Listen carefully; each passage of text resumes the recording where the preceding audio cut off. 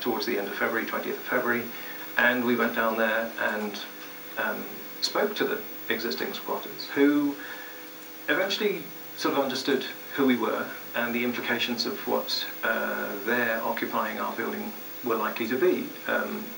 And after a few days, the majority of them actually moved out, and they rang me to tell me that they had gone.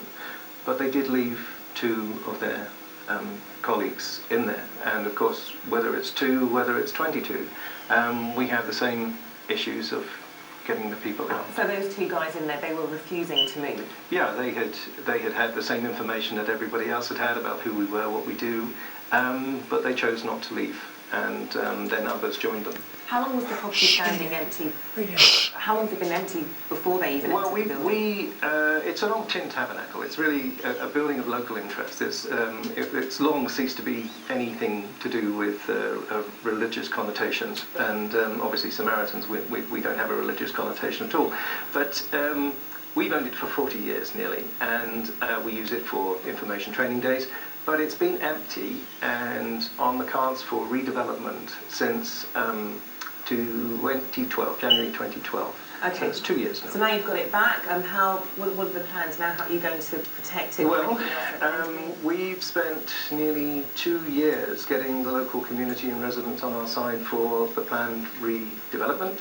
The intention is that for the first time in its history, the hall will be recreated a facsimile of its original self, but in modern day materials, looking identical to how it was when it was first built, but available for every local resident or community group to use, as well as a Samaritan school centre and our operations to train and provide information days. So, George, in this instance, some people decided to squat in a property that was actually hoped to be used within the community, you know, targeting the Samaritans. Don't you think that's a bit unfair? I think it's clearly a regrettable case, but I think one needs to step back from this particular case and understand that hundreds of thousands of empty buildings are sitting unused in London alone, and over 1 million, I gather, nationwide, and that's because we've had ridiculous house price inflation for a number of decades. More and more people, as they struggle to find jobs, and we've got 85 people applying for 1 job at Poundland, more and more people are struggling to be able to find housing otherwise. It's increasingly difficult to get the housing benefits, and so there are a lot of people that are desperate, and it's important to understand that the right to squat, the fact that this is a civil issue, not a criminal one, goes back over 500 years. The idea that if people are desperate and a building is lying empty, people should be able to take shelter in that building. You know, shelter is a basic human right. Now, of course, this particular case is regrettable, but there are many cases where squatting has been a fantastic thing. For instance, the Free and Barnet Library that I was involved with in North London, where residents have done absolutely everything that you're meant to do to try and have a democratic impact. The people of Free and Barnet didn't want their library shut. This was part of a £1 billion privatisation by the Conservative Barnet Council, working with a huge company called Capita. The residents there had done pop-up libraries on the lawn outside. They'd done petitions. They'd done everything they could possibly do, and they were totally ignored by the council.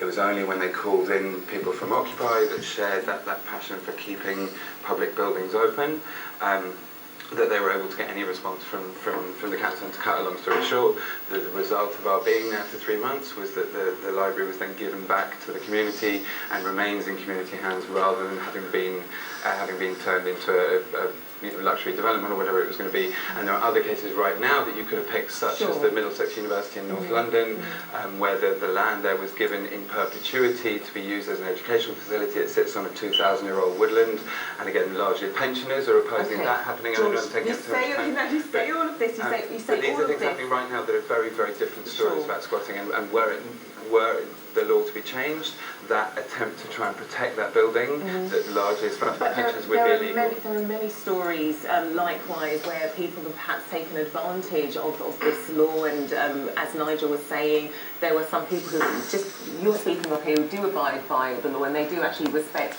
property, but there are those who don't. It's really costing people, property owners, businesses, a lot of money. I mean, I personally think that demonising a few people that are problematic, often who are in difficult circumstances themselves, demonising them in order to punish the vast majority of others who are engaging in that kind of activity for often very understandable and in many cases very laudable reasons, is missing the point. Okay, well, Arthur, is this the case? Are we demonising people who are just actually caught out by not being able to get on the property ladder or to rent property in London? Well, I don't see why someone should be able to go into someone else's property. It's not theirs, they don't own it, and yes, they might be in difficult circumstances, but it's not their property. So I don't think it's unreasonable at all. John, is this the case? Arthur doesn't agree with what you guys are doing. There's no excuse whatsoever for squatting in people's property. I think that's a very extreme position to take, actually. I think it's akin to saying that people should be refused healthcare if they haven't paid a certain amount of tax. I think, as George said, I think the right to shelter is a basic human right. We call ourselves a caring, civilised society, and yet we've got people literally dying on the streets, literally starving or freezing to death. I think if a building is empty, especially if a building is derelict, I don't see how anyone can defend not allowing people to just sleep there. Let's remember also that house prices in this country are, according to the IMF, 20 or 30% too high. So we're in a ridiculous situation where very powerful economic interests increasingly are land banking houses, so they're buying up houses in such a way as inflates the price even further. So there are real victims here, and as I say, it's really important not to pick, the two people out of those many who say we won't leave, to focus on them to avoid the much bigger issue. All right. Well, Arthur here, his company actually works trying to keep people like you guys out, just full stop. I mean, Arthur, tell us a bit more about what you guys do. Yeah, we offer a very cost-effective solution, anti-squatting solution for vacant property, whereby we place key workers and young professionals to live in empty buildings, because the way the law is drafted, if a building is occupied, it can no longer be squatted. And how's that working? Do you see a lot of changes since the residential laws changed last year? Yes, I mean, 90% of the buildings we look after are commercial buildings, and after the law changed, the squatters started to target our clients' commercial buildings. So is Nigel's story something you can recognise from people you're working with? Absolutely. We are prevention, not cure. However, we are often called in once the squatters are evicted, and it can be very, very costly for the property owners. We recently took a building in Kentish Town, and it cost the owner £20,000 in terms of legal fees and cost of removing the rubbish the squatters left behind. Okay, so Nigel, you said this cost you £10,000 in total. What did that include, and what sort of precautions do you have to take as a result of this? Well, it's legal fees, it's bailiff's fees, sheriff's office fees, it's the court fees, it's clearance fees, and it's the resecuring of the property afterwards. Add all of this lot up, plus the additional 2.5 months that we're now having to rent our temporary call centre accommodation. We're trying to raise almost £200,000 for the redevelopment of this property. And it's taken away from that now? And, well, this £10,000 equates to almost 40% of our annual income. We are a self-financing, independent, individual charity. We get no central funds. Each of the 205 branches of Samaritans raise their own funds of their own volition. We now have to get another, 10, 15, 20 of our volunteers walking, cycling, running, just to get back to zero. Should you not get central funds, then maybe that would be the answer. That for charitable organisations that find themselves in this squeeze, why should they not get money from the government? I mean, the government seems prepared to give $375 billion in quantitative ease money at 0.25% to the big banks. Should they not provide that £10,000 for you guys? I mean, that would be very nice. A much better solution. Yeah. And bear in mind that organisations like yours are struggling more and more because the government has made it more and more difficult for pretty much every single vulnerable group. And if we do have another crash, by the way, and thousands or hundreds of thousands of people are shoved out of their homes, we're going to have that many more properties empty, that many more people trying to get into a housing system that simply can't accommodate them, because we've had massive cuts there as well.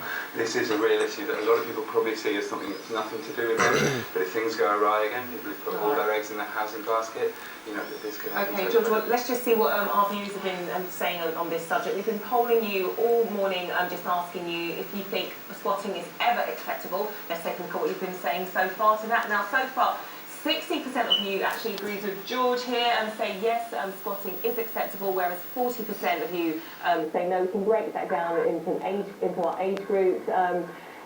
16, 24-year-olds, it's 50-50 in regards to how you look at squatting and whether it's acceptable in the capital, whereas over 35-year-olds, 67% of you, the largest percentage of knowers say no, it's not acceptable. Arthur, are you surprised by that at all? More people think it is acceptable squatting? I think it was the younger generation, the statistics say that. They're obviously sitting at home, not working, watching your programme. Is that all you think that is? There's nothing more? Some of the issues that George raised here, you don't think has anything to do with that? I think he has certain valid points, but I go back to my original point. You can't go and take something that's not yours. But the whole property around housing, the issue of property around housing is an insane one. Like I say, the very forces that we have bailed out with hundreds of billions of our current and future money are the ones buying up the houses and inflating the house price. This is really something we need to look at, where we need to question what it is to have the property right over something. And it's no coincidence that young people, there are a million young people unemployed, the banks lend over 90% of their money for housing, there's virtually no investment in the productive economy, and young people see that there are no opportunities around. Like I say, that 85 people are applying for one job in Poundland. These are young people that understand that it's not as if people are just sitting around and that the jobs are just there. Yeah. So, Nigel, can you sympathise with these guys then on that basis? Does it make your life a lot? You can imagine, as Samaritans, we take calls. You know, the people that were occupying So why our... did you leave them in there? Because we couldn't. The place is completely unhealthy. It's uninhabitable. And last Friday was a real emotional roller coaster for me. To go in there and see those guys, human beings, just like you or I, nobody special, nobody individual, just human beings. Okay. And they were living in conditions that I wouldn't keep animals or slaughter cattle in. Well, Nigel, Arthur, George and John, thank you so much for joining us. Now, our second debate today was